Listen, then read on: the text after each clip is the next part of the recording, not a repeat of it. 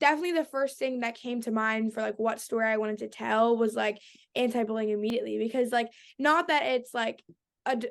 I mean, it was a defining moment in my life, but it doesn't like, it's not something I think about on a day-to-day basis. It doesn't really affect who I am right now, but I think it's just so important and something that's not talked about enough. There's so many issues going on in the world right now. I feel like especially adults don't focus a lot on what's going on with kids, and so I focus on that a lot with the work that I do, for reporting, just making sure I can have a kid's perspective in there as much as possible, which maybe just me being there, me asking, like, for advice and stuff like that. So I was like, if I'm gonna write a book, I'm gonna make it something that all kids would read and, like, feel heard and feel understood, and I wanted to do something like that. I was like, "I'm gonna talk about my experience," and so maybe they can be like, "This is a like, a kid who's really successful, who went through something maybe similar to what I'm going through." Or maybe a kid is reading this and they're like, "Maybe I should stop saying mean things to people," or maybe it's somebody who's seeing this and, like, "Maybe I should step in and say something." Like, it's